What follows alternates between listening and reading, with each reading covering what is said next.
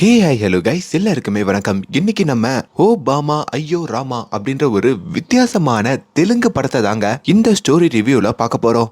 உலகத்திலேயே ரொம்ப ரொம்ப அழகான ஒரு பொண்ண கட்டெங்கரேல்னு இருக்கிற நம்ம ஹீரோ காதலிக்கிறாரு. நிப்பாட்டு, உலகத்திலேயே அழகான பொண்ணா யாரு சொன்னது அப்படின்னு கேக்குறீங்களா? இத நான் சொல்லல, அவங்களே சொல்லிப்பாங்க. அப்படி அந்த அழகான பொண்ணு தான் நம்ம ஹீரோயின் சத்யபாமா. அவங்களே வாண்டடா வந்து நம்ம ஹீரோவை காதலிக்கிறாங்க. ஆனா அந்த காதல் ஒரு கட்டத்துல விபரீதத்துல முடியுதுங்க. ஒரு பொண்ணு இதுக்காகவா அந்த பையனை காதலிச்சா அப்படின்ற ஒரு எண்ணம் இந்த படம் பார்க்கிற எல்லாருக்குள்ளேயுமே வரும். அப்படி ஒரு ட்விஸ்ட் இந்த படத்துடைய கிளைமேக்ஸ்ல கொடுத்திருப்பாங்க. அதையும் தாண்டி நம்ம ஹீரோ அவர் வாழ்க்கையில அனுபவிக்க கூடாத பல விபரீத விஷயங்களை அனுபவிக்கிறாரு. அதுக்கும் இப்ப தான் காதலிக்கிற இந்த அழகான பொண்ணுக்கோ என்ன தொடர்பு, இப்படி பல விஷயங்களை தான் இந்த படத்துல ரொம்ப இன்ட்ரெஸ்டிங்கா பார்க்க போறோம். போன வீடியோவுடைய பெஸ்ட் கமெண்டா மீனா அப்படின்றவங்களுடைய கமெண்ட தான் தேர்ந்தெடுக்கிறேன். நீங்களும் தொடர்ந்து கமெண்ட் பண்ணுங்க, லைக் பண்ணுங்க. நெக்ஸ்ட் வீடியோல நீங்களும் வருவீங்க. பை தி வே, நான் கவின், நீங்க பாக்குறது நம்மளோட பிலிம் பை. படத்துடைய ஆரம்பத்திலேயே ராமா அப்படின்ற மாதிரி நம்ம ஹீரோவை காமிக்கிறாங்க. நம்ம ஹீரோ அப்ப சின்ன வயசுல இருக்கும் போதோ தன்னுடைய அம்மாவுடைய கால்ல ஒரு சலங்கைய கட்டிட்டு இந்த உலகத்திலேயே அழகான பெண் நீதாமா அப்படின்ற மாதிரி சொல்றாரு. ஆனா அங்க நம்ம ராமாவுடைய அம்மா உசுரோட இல்லைங்க. அவங்க அப்படியே கீழே சரிஞ்சு விழறாங்க. கட் பண்ணா இந்த கதை அப்படியே நிகழ்காலத்துக்கு வருதுங்க. ஹோலி பண்டிகையை கொண்டாடிக்கிட்டு இருக்க ஒரு காதலன் காதலிய காமிக்கிறாங்க. அவங்க அப்படியே ஓடி வராங்க. அப்ப கட் அப்படின்ற ஒரு சவுண்ட் கேக்குதுங்க. பார்த்தா இப்ப நம்ம ஹீரோ ராமா ஒரு டைரக்டரா இருக்காரு. அவரு எடுக்கிற படத்துல தான் நடிகர்கள் நடிச்சுக்கிட்டு இருக்காங்க போல. அப்படி நம்ம ராமா எடுத்தரையும் அங்க ஸ்கிரீன்ல பார்த்துட்டு எவ்வளவு சூப்பரா எடுத்திருக்காரு, படத்திலேயே வாழ்றவரால் தான் இப்படி எல்லாம் எடுக்க முடியும்ன்ற மாதிரி அவங்க சொல்ல. ஆனா ராமா சின்ன வயசுல இருக்கும் போதோ சினிமா தான் சுத்தமா பிடிக்காது அப்படின்னு இந்த சினிமாவையே வெறுக்கிறவரா இருப்பாருங்க. அதையும் ஒரு பக்கம் காமிக்க இப்ப கட் பண்ணா நானியுடைய கேரவான காமிக்கிறாங்க. நம்ம ஆக்டர் நானி தாங்க. அப்படி நானியுடைய மேனேஜர் கேரவான்ல இருந்து வெளியே வராரு. நானி சாருக்கு சார்ட் ரெடியான்ற மாதிரியும் அங்க நம்ம ராமா கிட்ட வந்து கேட்க, ஆனா நம்ம ராமாவோ கொஞ்சம் டென்ஷன்ல இருக்கிறதையும் அந்த மேனேஜர் கவனிக்கிறாரு. உன்னை பார்த்தா ரொம்ப டிஸ்டர்பா இருக்க, எவ்வளவு நாள் படத்தை நல்லா தானே எடுத்த, இப்ப எதுக்கு இப்படி டென்ஷனா டிஸ்டர்பா இருக்க? நானிய வச்சு டைரக்ட் பண்றதெல்லாம் பெரிய விஷயம். நீ முதல்ல எதை நினைச்சோ ஃபீல் பண்ணிக்கிட்டு இருக்கல, அந்த பிரச்சனையை முடிச்சிட்டு வா, அதுக்கப்புறம் ஷூட்டிங்க தொடங்கலாம்னு சொல்லியும் நம்ம ஹீரோவை அந்த ஷூட்டிங் ஸ்பாட்ல இருந்து அனுப்ப. அப்படி நம்ம ஹீரோ அங்கிருந்து நேரா ஒரு கோயிலுக்கு வராருங்க. அது ஒரு சிவன் கோயில். அந்த கோயில்ல வந்து யாருக்காகவோ காத்திருக்கிற மாதிரி காட்டுறாங்க. அப்படி நம்ம ஹீரோ யாரு, அவர் யாருக்காக வெயிட் பண்ணிக்கிட்டு இருக்காருன்றதெல்லாம் ஒரு பிளாஷ்பேக் மூலமா சொல்றாங்க. 4 வருஷத்துக்கு முன்னாடி இதே நகரத்துல நம்ம ஹீரோ ஒரு ராத்திரி நடந்து போயிட்டு இருக்காருங்க. நம்ம ஹீரோவை பார்த்தா ரொம்ப சமத்தான பையங்க, ரொம்ப வெள்ளந்தியானவர்னு கூட சொல்லலாம். சின்ன சின்ன விஷயத்துக்கெல்லாம் பயப்படுவாரு. தனக்கு அப்பா அம்மா இல்லாதனால தான் மாமா கூட தான் வளருவாரு. அப்படி அவர் ரோட்ல நடந்து போகும்போதோ அவர் மேல ஒரு கார் மோதுற மாதிரி வந்துருது. இவரும் கண்ணை முடிக்கிட்டு ஐயோ அப்படின்ற மாதிரி கத்த, கண்ணை திறந்து பார்த்தா அந்த காரு எதிர்க்க ஒரு போஸ்ட்ல போய் மோதி இருக்கு. கார்லயோ ரொம்ப அழகா ஒரு பொண்ணு இருக்காங்க. ஆனா பயங்கர போதையில இருக்காங்க போல. அடி பாவீங்களா, இப்படி நல்லா குடிச்சிட்டு ராத்திரியில வந்து மனுஷன் எப்படி இம்சை பண்றீங்களேன்ற மாதிரியும் நம்ம ராமா மனசுல நினைச்சுக்கிட்டு இப்ப அந்த பொண்ணுடைய போனை எடுக்கிறாரு. போன்லயோ 1% தாங்க சார்ஜ் இருக்கு. அந்த பொண்ணுடைய அம்மா தான் கால் பண்றாங்க. உங்க வீட்டு அட்ரஸ சொல்லுங்க, உங்க பொண்ணை வீட்டுக்கு கூட்டிட்டு வரேன்னு கேட்க அவங்களும் அட்ரஸ் சொல்ல. இப்ப அந்த பொண்ணு அங்க இருந்து எழுப்புறாரு. அவங்க கொஞ்சம் போதையிலேயே எழுந்துக்க அவங்களுக்கு கார் ஆக்சிடென்ட் ஆனதும் அங்க என்ன நடந்திருக்குன்னு சொல்லி ஒன்னும் தெரியலைங்க. அப்படி நம்ம ராமாவோட தள்ளாடிக்கிட்டே தான் வீட்டை நோக்கியும் நடந்து போறாங்க. போற வழியில வர அவங்களுக்கு பயங்கரமா பசி எடுக்குதுங்க. ஒரு கையேந்தி பவன்லயே வந்து சாப்பிடலான்னு வர அதே கையேந்தி பவனுக்கு கொஞ்சம் ஐஃபையான ஒரு ஆளு தன்னுடைய காதலிய கூட்டிட்டு வந்திருக்காரு. அவரு பயங்கரமா சுத்தம் பாக்குறாருங்க. டேய், கைய கழுவிட்டு கூட தோசை மாட்டியா, சட்னிய எந்த ஜார்ல தான் வச்சிருக்க அப்படின்னு அங்க வேலை பாக்குறவன ரொம்ப மட்டம் தட்டி பேசுறாரு. இது நம்ம ஹீரோயின் சத்யபாமாக்கு சுத்தமா பிடிக்கலைங்க. அவரு பக்கத்துலயே வந்து அவரு மண்டைய போட்டு இழுக்க அந்த ஐஃபையான ஆளுடைய தலைமுடி கையோட வந்துருதுங்க. சொட்ட அங்கிள் போல இருக்கு. இப்ப அவரையும் அசிங்கப்படுத்திட்டு நம்ம ஹீரோயின் அவரோட கார்லயும் ஒரு கல்லை வச்சு கீறிட்டு, மரியாதை கொடுக்காத ஆளுலாம் என்ன ஆளு, மரியாதை தெரியாத ஆளுன்னு சொல்லிட்டோம். அவங்க அங்க இருந்து கிளம்புறாங்க. நம்ம ஹீரோவும் அந்த சொட்டாங்கல் கிட்ட மன்னிப்பு கேட்டுட்டு இப்ப ஹீரோயினோடைய மறுபடியும் நடந்து அந்த வீட்டை நோக்கி போறாரு. அப்படி நம்ம ஹீரோயினுடைய அம்மாவும் பாட்டியும் வெளியே வந்து நம்ம ஹீரோயினையும் அங்க கூப்பிட்டுக்க இவர் போனையும் ஒப்படைச்சு இதுக்கப்புறமாச்சு பொண்ணை பார்த்து கவனமா பாத்துக்கோங்க அப்படின்னு ஒரு அட்வைஸையும் போட்டுட்டு அவர் அங்க இருந்து கிளம்புறாரு. ஆனா போற வழியில நம்ம ஹீரோவை வந்து போலீஸ்காரங்க பிடிக்கிறாங்க. அந்த போலீஸ்காரங்களை கூட்டிட்டு வந்ததே அந்த சொட்டங்கள் தாங்க.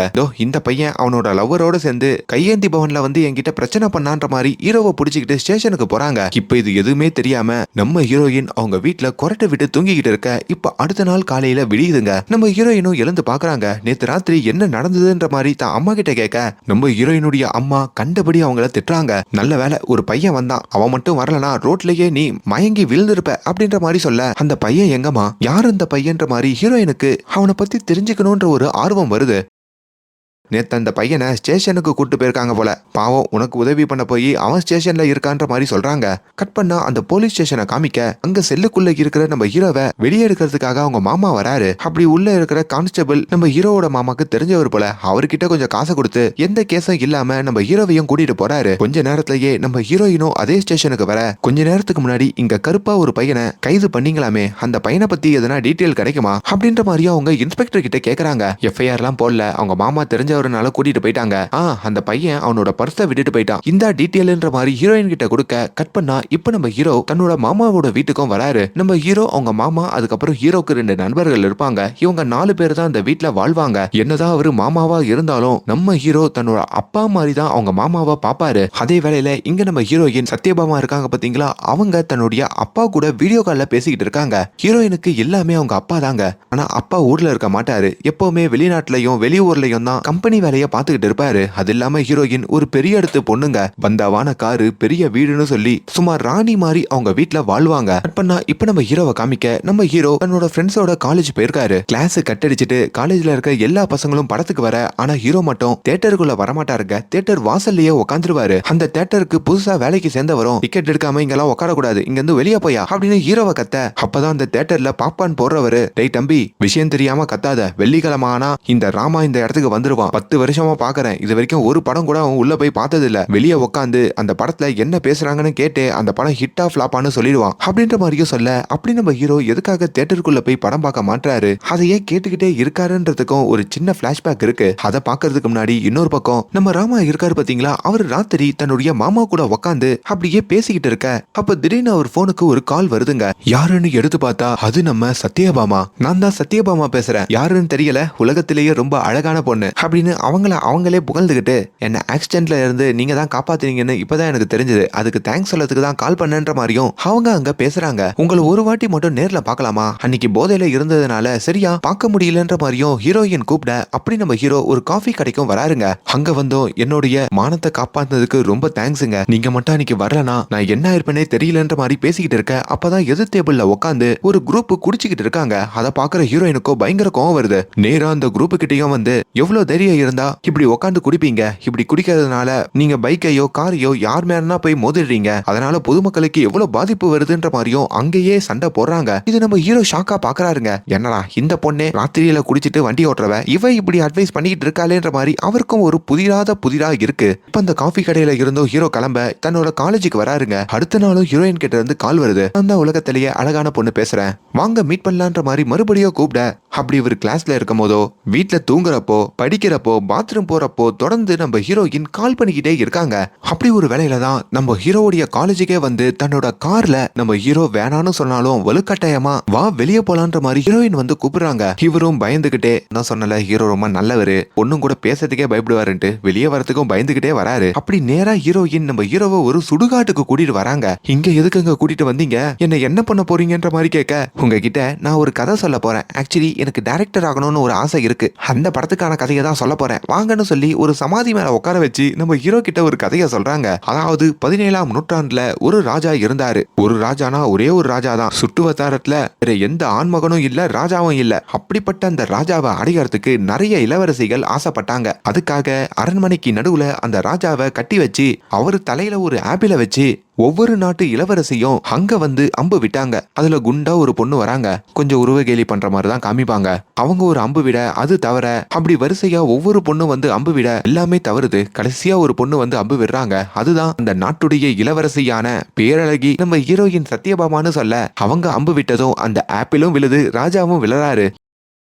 இதுதான் என்னுடைய கதை எப்படி இருக்குன்ற மாதிரி ஹீரோயின் கேக்குறாங்க. ஹீரோ அந்த சமாதியில இருந்தே கீழே விளையாடுங்க. அட பாவீங்களா, இதெல்லாம் ஒரு கதை, இதை நீ பணமா எடுத்தா விளங்கிடும், இதை சொல்றதுக்கு தான் காலேஜ்ல இருந்து என்ன இப்படி கூட்டிட்டு வந்தியா, செத்த பணம் கூட இந்த கதையை கேட்டா டென்ஷன் ஆயிடும், ஆளை விடுமான்ற மாதிரியும் கெஞ்சுறாரு. கிட்டத்தட்ட நம்ம ஹீரோயின் எப்படிப்பட்ட டைப்னா, ஒரு படத்துல நம்ம வடிவேலு கதை சொல்லியே நிறைய பேரை போட்டு தள்ளிடுவாரு பாத்தீங்களா, அந்த மாதிரி லைட்டா இந்த கதை பைத்தியம் அவங்க. இப்ப ஹீரோவை வீட்டுல டிராப் பண்றதா சொல்லி கார்லயும் கூட்டிட்டு போறாங்க. அப்ப வழியில ஒரு பையன் வேகமா வண்டி ஓட்டிட்டு வராங்க. வாயை வச்சுட்டு சும்மா இல்லாம அந்த பையன் கிட்டயும் ஹீரோயின் வம்பிழுக்கிறாங்க. தம்பி வண்டியை எவ்வளவு வேகத்துல ஓட்டுற? ஒரு 120 150. ஓ அவ்வளவு வேகத்துல ஓட்டுறியா? இதோ பக்கத்துல இருக்காரு இவர் என் ஹஸ்பண்ட். யாரு? நம்ம ஹீரோவை பார்த்து. இவரும் இப்படிதான் 80ல வண்டியை ஓட்டினாரு. இப்ப கால் உடைஞ்சி கார்ல உட்காந்துட்டு இருக்காரு. 80க்கே இந்த நிலைமைனா உன் நிலைமைய பார்த்தா எனக்கு கவலைக்கிடமா இருக்குன்ற மாதிரி அவங்க சிரிக்க, அதுல அந்த பையன் பயந்து அதுக்கப்புறம் வண்டியை ஸ்லோவா ஓட்டுற மாதிரியும் காமிக்கிறாங்க. இப்ப வழக்கம் போல மறுபடியும் நம்ம ஹீரோவோட காலேஜுக்கு நம்ம சத்யபாமா வராங்க. இந்த வாட்டி ஹீரோ கூடயே சேர்ந்து அவங்க ஃப்ரெண்ட்ஸ் 2 பேரையுமே கூப்பிட்டுக்கிறாங்க. நம்மளாம் இன்னைக்கு கிரிக்கெட் விளையாட போலாம் அப்படின்னு சொல்லியும் ஒரு இடத்துக்கு கூட்டிட்டு போயிட்டு கிரிக்கெட் விளையாடிக்கிட்டோம். நம்ம ஹீரோ கூட கடலை போட்டுக்கிட்டோம். அப்பதான் சத்யபாமாவுடைய ஃப்ரெண்டு கிட்ட இவளே குடிச்சிட்டு ராத்திரியில சுத்துறவ, இவ என்னன்னா நாட்டை திருத்துற மாதிரி கதை சொல்லிக்கிட்டோம் போற வரங்களுக்கெல்லாம் அட்வைஸ் பண்ணிக்கிட்டு இருக்காளே அப்படின்ற மாதிரி கேட்க, அப்பதான் அவங்க ஃப்ரெண்டுமே நீங்க நினைக்கிற மாதிரிலாம் சத்யபாமா இல்ல, அவ சின்ன வயசுல இருந்தே இவ்வளவு ஒழுக்கமா தான் இருப்பா, அவ குடிக்கவே மாட்டா, அன்னைக்கு ஃப்ரெண்ட்ஸ் நாங்க தான் ஃபோர்ஸ் பண்ணி அவளை குடிக்க வச்சோம், அதனால தான் போதை ஆயிட்டா அப்படின்ற மாதிரி உண்மையை சொல்ல, இப்போ ஹீரோக்குமே நம்ம ஹீரோயின் மேல ஒரு மதிப்பு வருதுங்க. அப்படி நம்ம ஹீரோயின் இப்ப வந்த வேலையை பார்க்கணும்ல, அப்படி நம்ம ஹீரோவையும் அவங்க ஃப்ரெண்ட்ஸையும் கூட்டிட்டு வந்து ஒரு ஆத்தங்கரையோர நின்னு அவங்களுடைய 2வது கதையை சொல்றாங்க. முதல் கதையை கேட்டீங்க பாத்தீங்களா, அதை விட ரொம்ப கொடூரமான ஒரு கதைங்க. அதை சொன்னா நீங்களே உங்க போனை உடைச்சு போட்டு போயிடுவீங்க. அப்படி ஒரு கதையை சொல்லி முடிச்சதுக்கு அப்புறம் நம்ம ஹீரோ இதுவும் ரொம்ப கேவலமா இருக்கு, ஒரு படம்னா அந்த படத்துக்கு எவ்வளவு அழகா கதை எடுக்கணும் தெரியுமா அப்படின்ற மாதிரி அவரு பேசுறாரு. ஓ என்னோட கதையே உனக்கு பிடிக்கலன்னு சொல்லிட்டல, போ இதுக்கப்புறம் நான் வாழவே மாட்டேன்னு சொல்லி அந்த ஆத்துலயே நம்ம ஹீரோயின் குதிக்கிறாங்க. அட என்னடா இந்த பொண்ணு பைத்தியமா இருக்கும் போல இருக்கேன்னு சொல்லி நம்ம ஹீரோவும் ஹீரோயினை காப்பாத்தலாம்னு நினைக்க, அப்பதான் ஹீரோவுடைய சின்ன வயசு ஞாபகம் ஒண்ணு வருதுங்க. ஹீரோ சின்ன வயசுல இருக்கும் போதோ அவருக்கு தண்ணியில ஒரு சம்பவம் நடந்திருக்கும், அது என்னன்னு பின்னாடி சொல்றேன். அதுல இருந்து தண்ணிய பார்த்தாலே பயப்படுவாரு. ஆனா இப்ப அந்த பயத்தை போக்கி அந்த தண்ணிக்குள்ளேயும் நம்ம ஹீரோயினை காப்பாத்துறதுக்காக குதிக்க, நான் ஹீரோயின் தண்ணிக்குள்ளேயே நம்ம ஹீரோ இழுத்து அங்க ஜாலியா பக்கத்துல வந்து நம்ம ஹீரோ கூட நெருங்கி இருக்கிற மாதிரி காட்டுறாங்க. அதுலதான் நம்ம ஹீரோயினுக்கு ஹீரோவை பிடிச்சிருக்குன்ற மாதிரியும் அவருக்கு தெரியுது. அந்த நொடியில இருந்து இவங்க 2 பேருமே லவ்வ சொல்லிக்காம லவ் பண்ற மாதிரி ஒன்னா சுத்த ஆரம்பிக்கிறாங்க. ஹீரோ ரொம்ப வெள்ளேந்தின்னு சொன்ன பாத்தீங்களா, அவர் இப்ப மனசு பூர்வமா நம்ம ஹீரோயினை உருகி உருகி காதலிக்கிறாரு. அப்படி ஒரு டைம்ல தான் நம்ம ஹீரோயினுடைய அப்பா கால் பண்றாரு. இது வரைக்கும் நம்ம ஹீரோயினுடைய அப்பா என்ன சொன்னாலும் அவங்க கேட்பாங்க. அப்படி புதுசா உனக்கு ஒரு பையனை பார்த்திருக்கிறதாகவும் அந்த பையனுடைய நம்பர் உனக்கு அனுப்புறேன், அப்படியே டேட் மாதிரி பண்ண ஆரம்பிங்க, சீக்கிரமாவே திருமணம் முடிவு பண்ணிடலான்ற மாதிரியும் சொல்றாரு. ஆனா அது நம்ம ஹீரோயினுக்கு சுத்தமா பிடிக்கலைங்க. அந்த பையன் போன் பண்றப்போ பிரதர்ன்ற மாதிரி சொல்றாங்க. அவனும் பயங்கரமா டென்ஷன் ஆகுறான். இப்ப நம்ம ஹீரோயினுக்கு ஹீரோவுடைய நினைப்பு அதிகரிக்குது. அப்படி நம்ம ஹீரோவை பாக்கிறதுக்காக அவரோட வீட்டுக்கே வராங்க. இவரும் பதறி போறாரு. மாமா வேற வீட்டுக்கு வர டைம் ஆச்சு, இப்ப எதுக்கு வீட்டுக்கு வந்த, மாமா மட்டும் உன்னை பார்த்தானா அவ்வளவுதான், இங்க இருந்து வெளியே போன்னு சொல்றதுக்குள்ள அவங்க மாமா வீட்டுக்குள்ள வந்துடுறாரு. அப்படி இவங்க 2 பேரும் காதலிச்சு இருக்கிறதெல்லாம் அவரும் கவனிக்கிறாரு. கோவப்படுவாருன்னு பார்த்தா வெக்கப்படுறாருங்க. நம்ம ராமா இப்படி எல்லாம் ஒரு பொண்ணு கூட இருப்பானா, லவ் பண்ணுவானான்ற மாதிரி நிறைய யோசிச்சிருக்கேன். நான் தான் வாழ்க்கை முழுக்க கல்யாணம் பண்ணிக்காம ராமாவை வளர்த்துக்கிட்டே வாழ்க்கைய ஓட்டிட்டேன். அட்லீஸ்ட் அவனாச்சு லவ் பண்றானே, எனக்கு ரொம்ப சந்தோஷமா இருக்குன்ற மாதிரி ராமாவுடைய ஃப்ரெண்ட்ஸ் கிட்டயும் அவங்க மாமா பேசிக்கிட்டு இருக்காரு. பதிலுக்கு ராமாவுடைய ஃப்ரெண்ட்ஸுமே அந்த மாமாவை பார்த்து அப்போ உங்க வாழ்க்கையில காதலே இருந்தது இல்லையான்னு கேட்க, இருந்திருக்கு, ஒரே ஒரு காதல் தான். ராமாவுடைய அம்மா போய் சேர்ந்ததுக்கு அப்புறம் அவன் யாருமே இல்லாம நின்னா, அப்ப நான் பக்கத்துல வரப்போ என்ன அவன் மாமான்னு கூப்பிட்டான். ராத்திரி எல்லாம் பயந்து என்ன கட்டி அணைச்சுப்பான். அதுல எனக்கு ஒரு காதல் வந்தது. அப்படி அந்த காதலுக்கு நிகரா இது வரைக்கும் எந்த ஒரு காதலும் என் மனசுக்கு வரலன்ற மாதிரியும் ரொம்ப புல்லரிச்சு நம்ம ராமாவை ஒரு எவ்வளவு நேசிக்கிறேன்ற மாதிரியும் சொல்றாரு. இப்ப நம்ம ஹீரோயின் வழக்கம் போல அடுத்த நாள் காரை எடுத்துக்கிட்டு நம்ம ஹீரோவுடைய வீட்டுக்கு வந்து அவரையும் அவர் ஃப்ரெண்ட்ஸையும் ஒரு இடத்துக்கு கூட்டிட்டு போறாங்க. எங்க போறன்ற மாதிரி கேட்க, நேரா ஒரு ஸ்டூடியோல வந்து இறங்குறாங்க. கேட்டதுக்கு இங்க ஒரு டைரக்டர் இருக்காரு, அவர்கிட்ட நான் அசிஸ்டண்டா சேர போறேன்ற மாதிரி ஹீரோயின் சொல்றாங்க. நீ கதை சொல்ற லட்சணத்துல உன்னை அவர் சேர்த்த மாதிரிதான்ற மாதிரி இப்ப ஹீரோவும் அந்த ஸ்டூடியோக்குள்ள போனா அந்த டைரக்டரும் நம்ம ஹீரோவை பார்த்து, சத்யபாமா நீ சொன்னியே ஒரு பையனை எனக்கு அசிஸ்டண்டா சேர்க்கிறேன்ட்டு, அந்த பையன் இவன் தானான்ற மாதிரி ஹீரோ கிட்ட கேக்குறாரு. ஹீரோவும் ஷாக் ஆவ, என்ன சத்யபாமா பண்ணிருக்க, எனக்கு சினிமானாலே பிடிக்காதுன்னு உனக்கு தெரியும்ல, நான் தியேட்டருக்கு கூட போக மாட்டேன், வாசல்ல உட்காந்துட்டு வந்துருவேன், என்ன போய் ஒரு படத்துடைய டைரக்டர் கிட்ட அசிஸ்டண்டா சேர்த்திருக்கியே, இதெல்லாம் எனக்கு வேலைக்கு ஆகாது, நான் யூஎஸ்க்கு போறேன் மாஸ்டர் பண்றேன்ற மாதிரி சொல்றாரு. ஆனா உனக்கு இதுலதான் ஃபியூச்சர், நீ இதை ட்ரை பண்ணு, கண்டிப்பா உனக்கு செட் ஆகுன்ற மாதிரி அங்க நம்ம ஹீரோயினும் சொல்ல, அப்படி நம்ம ஹீரோயின் காதலை வச்சு நம்ம ஹீரோவை கட்டாயப்படுத்துறதுனால அவர் வேண்டா வெறுப்பா அந்த அசிஸ்டன்ட் டைரக்டர் வேலையிலயும் சேர்றாரு. அப்படி அங்க இருக்கிறவங்க கூட சேர்ந்து ஒர்க் பண்ணவும் ஆரம்பிக்க, நம்ம ஹீரோ பழைய சட்டையை தாங்க போட்டுட்டு போவாரு. அதெல்லாம் பாக்குற ஹீரோயினும் ஒரு நாள் நம்ம ஹீரோக்கு புது சட்டை வாங்கி கொடுக்கறதுக்கும் கடைக்கு கூட்டிட்டு போறாங்க. அவரு வேண்டான்னு சொன்னாலும் வற்புறுத்தி வாங்கி கொடுக்குறாங்க. அப்படி நம்ம ஹீரோ கூட அந்த கடையில இருந்து வெளியே வர, அப்ப நம்ம ஹீரோ அந்த ரோட்ல ஒரு வயசான தாத்தாவை பாக்குறாருங்க. அவரை பார்த்ததும் ஹீரோக்கு மயக்கமே வந்துருது. அதுவும் நடு ரோட்ல நம்ம ஹீரோ மயங்கி விளறாரு. அதை பாக்குற ஹீரோயின் நம்ம ஹீரோவை காப்பாத்தலான்னு ஓடி வர, அப்ப அங்க வந்த ஒரு லாரி நம்ம ஹீரோயின் மேல மோதுதுங்க. அதுல அவங்களும் படுகாயம் அடைகிறாங்க. இப்ப நம்ம ஹீரோ மயக்கத்தை இருந்து தெளிஞ்சு எப்படியோ நம்ம ஹீரோயினை தூக்கிக்கிட்டு மருத்துவமனைக்கும் ஓடி வர, இப்ப ஹீரோயினோட குடும்பம் எல்லாருமே அந்த இடத்துல வந்து குவிறாங்க.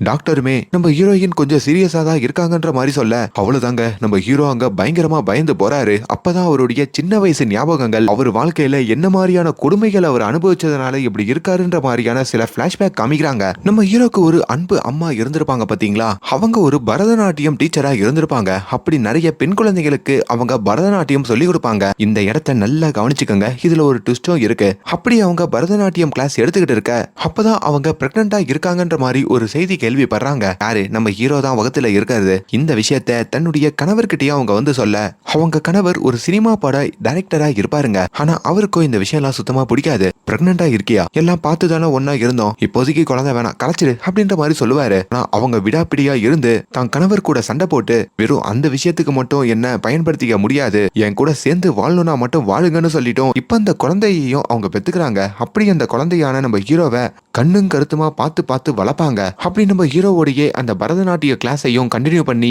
அங்க வர நிறைய பெண் குழந்தைகளுக்கும் பரதநாட்டியம் கத்து கொடுப்பாங்க. சின்ன வயசுல இருந்தே நம்ம ஹீரோவை அவர் அப்பாவுக்கு சுத்தமா பிடிக்காதுங்க. அவர் ஆசையா தன்னை அப்பா வந்து தூக்கு அப்படின்ற மாதிரி சொன்னா கூட அவர் தூக்க மாட்டாரு. நம்ம ஹீரோ வளர வளர இந்த சினிமா படம் அடிக்டடா இருப்பாருங்க. சிரஞ்சீவி படம் நிறைய பாப்பாரு. ஒவ்வொரு படம் பார்த்ததுக்கு அப்புறமும் இந்த படத்தை எப்படி எடுத்திருக்கலாம், இந்த படத்துக்கு ஹீரோயினே தேவையில்லைன்ற மாதிரி நிறைய கருத்துக்களை தான் அம்மா கிட்ட சொல்லுவாரு. பரவாயில்ல, சின்ன வயசுலயே நம்ம பையன் அப்பா மாதிரியே டைரக்டர் திறமையோட இருக்கானேன்ற மாதிரி அவங்க அம்மாக்கும் நிறைய சந்தோஷம் வருங்க. ஒரு நாள் அவங்க அம்மா பரதநாட்டியம் கிளாஸ் எடுக்கும் போதோ அவங்க அம்மா கால்ல சலங்கையை கட்டி விட்டு இந்த உலகத்திலேயே அழகான பொண்ணு எங்க அம்மா தான்னு சொல்லுவாரு. ஒரு நாள் நம்ம ஹீரோ ஃபர்ஸ்ட் ரேங்க் வாங்கிட்டேன்னு சொல்லி தான் அப்பா கிட்ட சொல்லலான்னு வர, ஆனா அவங்க அப்பாவோ நம்ம ஹீரோவை சிப்ப அப்படின்ற மாதிரி கத்திட்டு போன்ல பேசிக்கிட்டு இருப்பாரு. இது நம்ம ஹீரோக்கு பயங்கரமா ஹர்ட் ஆயிருக்கும். அப்ப அவங்க அம்மா தான் சமாதானப்படுத்தி, அப்பா இப்படி பேசுறாலாம் பார்க்காத, நம்ம நாளைக்கு படத்துக்கு போவோம், ரிலாக்ஸா இருப்போம்னு சொல்லியும் படத்துக்கு கூட்டிட்டு போவாங்க. அதே மாதிரி இப்ப நம்ம ஹீரோவுடைய மாமா நம்ம ஹீரோவோட அம்மா உசுரோட இருந்த சமயத்துல ஹீரோவோடையும் அவங்க அம்மாவோடையும் பேசாம தாங்க இருப்பாரு. அதுக்கு ஒரு காரணம் நம்ம ஹீரோவுடைய அம்மா அவர் பேச்சை கேட்காம இந்த டைரக்டரை திருமணம் பண்ணதுதான். ஒரு நாள் நம்ம ஹீரோ வீட்டுல டிவி பாத்துக்கிட்டு இருக்காருங்க. இந்த டைரக்டரும் ஏதோ வேலை பிரஷர்ல இருக்காரு போல, பயங்கரமா தலைவலிக்குது, டீ போட சொல்றாரு. அதே சமயம் நம்ம ஹீரோவும் டிவியோட வால்யூமை அதிகரிச்சு வைக்க அதுல அந்த டைரக்டருக்கு பயங்கர கோவம் வந்து அங்கேயே நம்ம ஹீரோவை போட்டு அடிக்கிறாரு. கட் பண்ணா இப்ப நம்ம ஹீரோ அவருடைய ஸ்கூல்ல நடக்கிற ஒரு டிராமால கலந்துக்க, அந்த டிராமாலையும் நடிப்பு சரியா வராத பசங்களுக்கெல்லாம் அவரே டைரக்ட் பண்ணி இப்படி எல்லாம் நடிக்கணும்ன்ற மாதிரி சொல்லி கொடுக்குறாரு. அதையும் நம்ம ஹீரோவுடைய அம்மா நிகழ்ந்து போய் பாக்குறாங்க. ஃபியூச்சர்ல நம்ம பையன் பெரிய டைரக்டரா வருவான்ற மாதிரியா அவங்க நம்புறாங்க. அப்படி ஒரு வேலையில தான் அங்க ஒரு மிகப்பெரிய ட்விஸ்ட்டை காமிக்கிறாங்க. அந்த டைரக்டர் இருக்காரு பாத்தீங்களா, அவரோட உண்மையான மனைவி, அதாவது முதல் மனைவி இருக்கும் போதே ஒரு ரெண்டாவது தரமா ஒருத்தவங்கள வச்சிருப்பாங்க. அந்த வச்சிருக்கிற நபர் தான் நம்ம ஹீரோவுடைய அம்மான்ற மாதிரி அங்க ஒரு ட்விஸ்ட்டை சொல்றாங்க. அப்படி இந்த டைரக்டருடைய மாமனாரும் வந்து ஊருக்குள்ள எல்லாரும் உன்னை கேவலமா பேசுறாங்கடா, அதுவும் உன் கீப்புக்கு ஒரு பையன் பிறந்திருக்கானே, அவனும் உன்ன மாதிரியே டைரக்டர் ஆயிடுவான்னு சொல்லி எல்லாம் அவனை பத்தியே பேசுறாங்க அப்படின்னு இந்த டைரக்டரை அவர் ஏத்தி விடுறாரு. அதுல அவர் பயங்கரமா கோவப்படுறாரு. ஆரம்பத்துல இருந்தே தன்னோட பையனை இந்த டைரக்டருக்கு பிடிச்சிருக்காருல, அப்படி இப்ப தான் பையன் அவர் வீட்டுல இருக்கிற ஸ்விம்மிங் பூல்ல குளிச்சுக்கிட்டு இருப்பாங்க. அப்படி அந்த ஸ்விம்மிங் பூல்லையே வச்சு தான் பையனோட கதையை அந்த டைரக்டர் முடிச்சிடலான்ற மாதிரி நினைக்கிறாரு. அப்படி அந்த ஸ்விம்மிங் பூல்குள்ள அவனை மூழ்கடிக்க, இதனால தான் நம்ம ஹீரோக்கு இந்த நீச்சல் குளம் தண்ணினாலே பயமா இருந்திருக்கோங்க. அதையும் எப்படியோ நம்ம ஹீரோவோட அம்மா பார்த்து தான் கணவர் கூடயும் சண்டை போடுறாங்க. என் அண்ணன் எவ்வளவோ சொன்னா, உனக்கு ரெண்டாவது தரமாலாம் போவாத போவாதன்ட்டு, யார் பேச்சையும் கேட்காம உனக்காக வந்தல, நீ இப்படிதான் பண்ணுவ, இதுக்கப்புறம் உன் கூட வாழவே முடியாதுன்னு சொல்லிட்டு அவங்க அங்க இருந்து வெளியேறி வந்திருப்பாங்க. அதுக்கப்புறம் தனிமையில தான் தன்னோட பையனை அவங்க வளர்ப்பாங்க. நிறைய கஷ்டங்கள் படுவாங்க. இதுலதான் நம்ம ஹீரோ நம்ம அப்பா மாதிரி வரக்கூடாது வரக்கூடாதுன்னு சொல்லிதான் அந்த படங்களை நம்ம ஹீரோ சுத்தமா வெறுத்திருப்பாரு. அதுல இருந்து தான் படம் பாக்குறதையே விட்டுருப்பாரு. ஆனா உண்மையாலேயே நம்ம ஹீரோக்கு இருக்கிற திறமை இந்த டைரக்ஷன் தாங்க. ஆனா அதையே அவர் குழி தூண்டி புதைக்கிறாரு. ஒரு கடத்துல நம்ம ஹீரோவோட அம்மாவும் நெஞ்சு வலி வந்து இறந்து போவாங்க. அதுக்கப்புறம் நம்ம ஹீரோ தனிமையில போவாரு. அதுக்கப்புறம் தான் நம்ம ஹீரோவோட மாமா அங்க வந்து நம்ம ஹீரோவை தத்தெடுத்து வளர்க்குற மாதிரி காட்டுவாங்க. அதுக்கப்புறத்துல இருந்து நம்ம ஹீரோவோட வாழ்க்கையில எந்த ஒரு பெண்ணுமே தன்னோட அம்மா அளவுக்கு அன்பு செலுத்தியது இல்லைங்க. அந்த அன்பு இப்போ பல வருஷம் கழிச்சு நம்ம ஹீரோயின் சத்யபாமா மூலம் தான் கிடைச்சிருக்கு. இப்ப அந்த சத்யபாமாவும் ஹாஸ்பிட்டல்ல சீரியஸா இருக்காளே, என்னை விட்டு போயிட போறான்ற மாதிரியும் பதறிக்கிட்டு இருக்காரு. ஆனா சத்யபாமாக்கும் ஒன்னும் ஆகல. அவங்களும் கண்முழிக்கிறாங்க. டே ராமா, சும்மா கண்டதுக்கெல்லாம் பயப்படாதடா, ஒன்னும் இல்ல, டாக்டர் சீக்கிரமா டிஸ்சார்ஜ் ஆயிடலான்னு சொல்லிட்டாரு, நீ கவலைப்படாம போய் அசிஸ்டன்ட் டைரக்டர் வேலையை பாரு அப்படின்ற மாதிரியும் சொல்ல, இப்ப நம்ம ஹீரோயினும் அப்படியே ரெக்கவர் ஆயிட்டு வந்து வழக்கம் போல நம்ம ஹீரோ கிட்ட நிறைய கதைகள் சொல்லிட்டு மொக்க போட்டுக்கிட்டு அப்படியே ஜாலியா இருக்காங்க. ஒரு நாள் நம்ம ஹீரோயின் நம்ம ஹீரோவையும் அவங்க நண்பர்களையும் தன்னுடைய ஃப்ரெண்டோடைய திருமணத்துக்கு கூட்டிட்டு போறாங்க. அந்த திருமணம் இவங்களுடைய ரிலேஷன்ஷிப்பை இன்னும் ஸ்ட்ராங் ஆகுதுங்க. அங்க வச்சு தன்னுடைய சொந்தக்காரங்களுக்கெல்லாம் இவனை தான் நான் காதலிக்கிறேன்ற மாதிரியும் ஹீரோ ஹீரோயின் இன்ட்ரோடியூஸ் பண்ணி வைக்கிறாங்க. ஆனா இன்னும் ஹீரோயினுடைய அப்பா அம்மா பாட்டிக்கெல்லாம் இந்த விஷயம் தெரியாதுங்க. அந்த திருமண மண்டபத்துல இருந்து வரப்போதான் நம்ம ஹீரோவுடைய இன்னொரு பயமான நம்ம ஹீரோ வாழ்ந்த வீட்டுக்கு நம்ம ஹீரோயின் கூட்டிட்டு வராங்க. அந்த வீட்டுல நம்ம ஹீரோவுடைய அப்பா இப்போ வயசாகி இருக்காருங்க. முன்ன சீன்ல நம்ம ஹீரோ ஒரு வயசான நபரை ரோட்ல பாத்துருப்பாரு பாத்தீங்களா, அவர் தான் நம்ம ஹீரோவோட அப்பாங்க. அவருக்கு இன்னமும் அப்பா மேல பயம் இருக்கும். அப்படி வீட்டுக்குள்ள வந்து தான் அப்பாவையும் பார்க்க ஹீரோவை பார்த்ததும் உங்க அப்பா கண்ணீர் விட்டு அழுகிறாரு. என் முதல் மனைவியை விட்டுட்டு உங்க அம்மாவை நான் கல்யாணம் பண்ணேன். அதுக்கப்புறம் உங்க அம்மா கூடயும் நான் உண்மையா வாழல. உனக்கும் நான் நிறைய கஷ்டங்களை கொடுத்தேன். அதுல அவளும் என்னை விட்டுட்டு போயிட்டா, நீயும் என்ன விட்டுட்டு போயிட்ட. அதுக்கப்புறம் நான் தனிமையில தான் இந்த வாழ்க்கையை வாழ்றேன். நிறைய கஷ்டங்கள் பட்டுட்டேன். எல்லாத்துக்கும் என்ன மன்னிச்சிருன்ற மாதிரியும் ஹீரோ காலில் விழுந்து அவங்க அப்பா மன்னிப்பு கேட்கிறாரு. இப்போ ஹீரோவும் அவங்க அப்பா கூட பேசிட்டு அந்த இடத்துல இருந்து வெளியே வர இங்க நம்ம ஹீரோயினும் அவங்க வீடு திரும்புறாங்க. ரொம்ப நாளா வெளியூர்ல இருந்த தன்னுடைய அப்பா அப்போ வீட்டுக்கு வந்திருக்காருங்க. ஆல்ரெடி ஹீரோயினோட அப்பா திருமணம் பேசியிருப்பார்ல, அப்படி நம்ம ஹீரோயினுக்கு அந்த திருமண நாளும் குறிக்க அதுல அவங்க ஒரு விபரீத முடிவை எடுக்கிறாங்க. அந்த முடிவை ஹீரோ கிட்ட எப்படி சொல்றதுன்னு தெரியாம ஆழ்ந்த சிந்தனைக்கு போயிட்டு ஒரு வாரம் நம்ம ஹீரோவோட போன் கால்ஸ் எல்லாம் கட் பண்றாங்க. உனக்கு என்னதான் பிரச்சனைன்ற மாதிரியும் ஹீரோ ஒரு கோயிலுக்கு கூப்பிட்டு நம்ம ஹீரோயின் கிட்ட கேட்க, ஒண்ணு இல்ல, ஒரு பிரச்சனை இருக்கு, ஆனா அதை சொன்னா நீ ஏத்துப்பியா மாட்டியான்னு எனக்கு தெரியல. என்கிட்ட நீ ஏன் என்ன ஏதுன்னு சொல்லி எந்த கேள்வியும் கேட்காத. ஒரு 3 வருஷம் நம்ம பாத்துக்க வேணாம், பேசிக்க வேணாம். உன் லைஃப்ல இப்ப நீ அசிஸ்டன்ட் டைரக்டரா இருக்கல, இந்த டைரக்டர் துறையில எதனா ஒண்ணு சாதிச்சுட்டு 3 வருஷத்துக்கு அப்புறம் இதே இடத்துக்கு வா, நம்ம பாத்துக்கலாம், பேசிக்கலாம் அப்படின்ற மாதிரியும் சொல்றாங்க. இது என் மேல சத்தியம்ன்ற மாதிரியும் சத்தியமா வாங்கிக்கிறாங்க. நம்ம ஹீரோ அங்க அழுகுறாரு. என்னை விட்டு போவாத, எதனா பிளான் பண்றியா, உங்க வீட்டுல கல்யாணம் பண்ணி வைக்கிறதுக்கு எதனா பண்றாங்களான்ற மாதிரி எவ்வளவு கேட்டோம். அங்க ஹீரோயின் எந்த பதிலும் சொல்லாம 3 வருஷம் என்ன பார்க்க கூடாதுன்னு சொல்லிட்டோம் அந்த இடத்தை விட்டு கிளம்புறாங்க. இதுல நம்ம ஹீரோ பயங்கரமான டிப்ரெஷனுக்குள்ள போறாருங்க.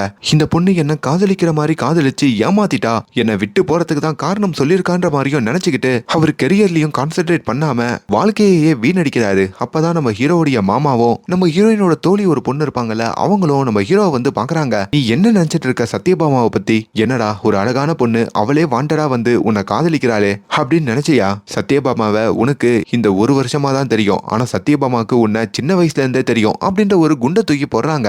முதல் வாட்டி நம்ம ஹீரோ யாருன்ற மாதிரி நம்ம சத்யபாமா தேடி அந்த ஸ்டேஷனுக்கு போறப்போ அவங்க கிட்ட ஹீரோவுடைய பர்ஸ் கிடைச்சிருக்கும். அதுல நம்ம ஹீரோவுடைய ஜாதகமே இருக்கோங்க. அதை பாக்குறப்பதான் நம்ம ஹீரோ அந்த நாட்டியம் ஆடுற பெண்ணுடைய மகன் தான்ற மாதிரி ஹீரோயினுக்கு தெரியும். நம்ம ஹீரோவுடைய அம்மா பரதநாட்டியம் கத்து கொடுப்பாங்கன்ற மாதிரி காமிச்ச பாத்தீங்களா, அப்படி அவங்க கிட்ட டியூஷனுக்கு வர ஒரு பொண்ணு தான் நம்ம ஹீரோயினான சத்யபாமா. அப்படி நம்ம ஹீரோ தான் அம்மா கூட ஆசையா பாசமா பழகுனதும், தான் அம்மா கிட்ட நீங்க தான் உலகத்திலேயே ரொம்ப அழகான பொண்ணுன்னு சொன்னதும், அந்த வயசுலயே அம்மாவை பாத்துக்கிறதுலாம் அந்த வயசுலயே நம்ம ஹீரோயினுக்கு பிடிச்சிருக்கோம். அதுக்காக தான் இப்ப ஹீரோவை பார்க்கும் போதோ நான் தான் உலகத்திலேயே அழகான பொண்ணுன்னு சொல்லி நம்ம ஹீரோ கூடயே பேச வந்திருப்பாங்க. அந்த பர்ஸ் கிடைச்சதுக்கு அப்புறம் நம்ம ஹீரோவுடைய அப்பாவை வந்து நம்ம ஹீரோயின் பார்த்திருப்பாங்க. அப்பதான் நம்ம ஹீரோ சின்ன வயசுல படம் எடுக்கணும்னு ஆசைப்பட்டான். ஆனா என்னால அந்த ஆசையெல்லாம் கலைச்சிட்டு இப்போ ஏதோ ஒரு வேலையை பார்த்துட்டு இருக்கான்ற மாதிரி அவங்க அப்பா உருகுவாரு. அதுக்கப்புறம் தான் நம்ம ஹீரோயினுக்கு காதல் வந்து நம்ம ஹீரோ அவனுக்கு பிடிச்ச துறையிலேயே அவன் வரணும், அவனை நம்ம மோட்டிவ் பண்ணுவோன்னு சொல்லி, இவங்களுக்கு ஆக்சுவலி டைரக்டர் ஆகணும், கதை சொல்லணும்னு சொல்லி எந்த ஆசையும் இருக்காதுங்க. நம்ம ஹீரோக்குள்ள இருக்கிற திறமையை தூண்டி விடுறதுக்காக தான் நம்ம ஹீரோ வந்து அடிக்கடி பார்த்திருப்பாங்க. அவர்கிட்ட கதையா சொல்லி மொக்க போட்டிருப்பாங்க. அதுல நம்ம ஹீரோக்கு சினிமா பத்தியான நாலேஜ் வந்து இந்த கதையை இப்படி சொல்லணும் அப்படி சொல்லணும்ன்ற மாதிரி ஹீரோயின் கிட்ட அவரு அட்வைஸ் பண்ணி அப்படி ஹீரோவை கொஞ்சம் கொஞ்சமா அவங்க மாத்தி ஒரு டைரக்டர் கிட்டயும் அசிஸ்டண்டா சேர்த்து விட்டுருப்பாங்க. சோ இப்படிப்பட்டவ தான் இந்த சத்யபாமா. உனக்காக அவ வாழ்க்கையே அவ மாத்திக்கிட்டான்ற மாதிரியும் அவங்க நண்பி சொல்ல, இதை கேட்டு நம்ம ஹீரோ இப்படி கூட ஒரு பொண்ணு ஒரு பையனை காதலிப்பாளா அப்படின்னு சொல்லி கண்ணீர் வந்துருதுங்க. அதுக்கப்புறம் தான் அவரோட துறையில அவர் கான்சென்ட்ரேட் பண்ண ஆரம்பிக்கிறாரு. அப்படி ஒரு நல்ல டைரக்டரா படம் எடுக்கிறாரு. முதல் படமும் ரிலீஸ் ஆகுது. 2வது படம் தான் நானியோட சேர்ந்து ஒரு படம் பண்றதா அவர் இருக்காரு. அப்படிப்பட்ட டைம்ல தான் இப்ப அந்த 3 வருஷம் டைம் முடிஞ்சு பிரேக் நம்ம ஹீரோயினை பாக்குறதுக்கு அதே கோயிலுக்கு நம்ம ஹீரோ வந்திருக்காருங்க. அப்படி அந்த கோயில்லையும் ஒரு பூசாரி இருக்காருங்க. அவரு நம்ம ஹீரோ கிட்ட வந்து ஒரு லெட்டரை கொடுக்க, 3 வருஷத்துக்கு முன்னாடியே சத்யபாமா இந்த லெட்டர் எழுதி வச்சுட்டு போனா அப்படின்ற மாதிரி அவர் கொடுக்குறாரு. இப்ப அந்த லெட்டரை படிச்சு பார்க்கும் போதோ நம்ம ஹீரோயினுமே, நான் உண்மையாலேயே இந்த 3 வருஷத்துக்கு முன்னாடி உன்னை விட்டுட்டு போனதுக்கு இன்னொரு காரணமும் இருக்கு. ஆக்சுவலி எனக்கு கேன்சர். நீ என் கூட இருந்து நான் அனுபவிக்கிற வழியெல்லாம் பார்த்து நீயும் கஷ்டப்பட வேணான்னு சொல்லிதான் உன்னை போக சொன்னேன், என்ன மன்னிச்சிருன்ற மாதிரி அவங்க சொல்லுவாங்க. இதுல நம்ம ஹீரோ சுக்குநூறா உடையறாரு. அப்போ நம்ம ஹீரோயினான சத்யபாமா இப்ப நம்ம கூட இல்லையான்னு சொல்லி கண்ணீர் சிந்தி அழுகிறாரு. கட் பண்ணா அங்க நம்ம சத்யபாமாவான ஹீரோயின் வந்து நிக்கிறாங்க. அதுவும் பட்டு படவெல்லாம் கட்டிட்டு வந்து நிக்கிறாங்க. பாக்குற ஹீரோக்கும் அச்சச்சோ ஆவிதான் வந்து நிக்குதோ அப்படின்ற மாதிரி பயப்பட, டேய் நான் ஆவிலாம் இல்ல, உண்மையாலே நான் தான். உங்ககிட்ட நிறைய கதை சொன்னேன், எல்லாமே மொக்கையா இருக்குன்ற மாதிரி என்னை மொக்க பண்ணி விட்டுட்ட. இப்போ ஒரு சும்மா கேன்சர்னு ஒரு கதை எழுதுனேன், இது எப்படி இருக்குன்னு கேட்க இப்போ ஹீரோவும் டென்ஷன் ஆக, உண்மையாலே என்ன 3 வருஷம் நீ எதுக்கு பார்க்கல, அந்த உண்மையை சொல்லுன்ற மாதிரி கேக்குறாரு. அப்பதான் நம்ம ஹீரோயின் தான் காதலிக்கிற விஷயத்த தான் அப்பா கிட்ட சொல்லியிருப்பாங்க. அவங்க அப்பா இப்போ ஹீரோ ஒரு அசிஸ்டன்ட் டைரக்டரா தான் இருக்கான், அவனுக்கெல்லாம் கட்டி கொடுக்க முடியாதுன்ற மாதிரி மறுத்திருப்பாரு. ஒரு 3 வருஷம் டைம் கொடுங்க, அவன் கண்டிப்பா டெவலப் ஆகி காட்டுவான்ற மாதிரி நம்ம ஹீரோயின் சொல்லியிருப்பாங்க. அப்படி அவங்க அப்பா 3 வருஷம் டைம் கொடுத்திருப்பாரு. அந்த டைம்ல நீ அந்த பையனை மீட் பண்ணாம இருக்கணும், அவன் வளர்ந்துட்டானா நீ அவனை திருமணம் பண்ணிக்கலாம்னு சொல்லியிருப்பாரு. அதனால தான் இந்த 3 வருஷம் இவங்க காதலை கட்டுப்படுத்திக்கிட்டு, காதலை வளர்க்கறத விடவும் காதலை கட்டுப்படுத்துறது, அதுவும் கரெக்டான டைம்ல கட்டுப்படுத்துறது ரொம்ப அவசியம்ன்ற மாதிரியும் புரிஞ்சுக்கிட்டு இப்போ இதுதான் நடந்ததுன்ற மாதிரியும் நம்ம ஹீரோ கிட்ட சொல்ல, இப்போ ஹீரோவோ ஆழ்ந்த வெள்ளத்துல சந்தோஷமா நம்ம ஹீரோயினையும் கட்டி அணைச்சிக்கிறாங்க. சரி இப்போ எதுக்கு கல்யாண கோலத்துல இருக்கன்ற மாதிரி கேட்க, ஆக்சுவலி எங்க அப்பா என்கிட்ட ஒரு வார்த்தை பேசிட்டு என்ன வேற ஒரு பையனுக்கு கட்டி வைக்க பார்த்தாரு, அவர் மாத்தி நடந்துகிட்டாரு, அதனால தான் ஓடி வந்துட்டேன்னு சொல்ல, இப்போ எப்படியோ அங்க நம்ம அப்பாவையும் நம்ம ஹீரோ பேசி சமாளிச்சு நான் நானே வச்சே படம் பண்ண போறேன்ற மாதிரிலாம் சொல்லி இப்போ நம்ம ஹீரோயினை திருமணம் பண்ணிக்கிட்டு அப்படியே அவர் சந்தோஷமா அவரோட வாழ்க்கைய ஆரம்பிக்கிறாரு. ஸோ இதுதாங்க உலகத்துடைய மிக அழகான பொண்ணுக்கும் ஒரு சுமாரான பையனுக்கும் நடந்த காதல் கதை. இந்த கதை எப்படி இருந்தது அப்படின்றத கீழே கமெண்ட்ல சொல்லுங்க. அண்ட் மேலும் இந்த மாதிரியான வீடியோஸை தொடர்ந்து பார்க்கறதுக்கு நம்மளோட சேனலை சப்ஸ்கிரைப் பண்ணுங்க. Thank you so much.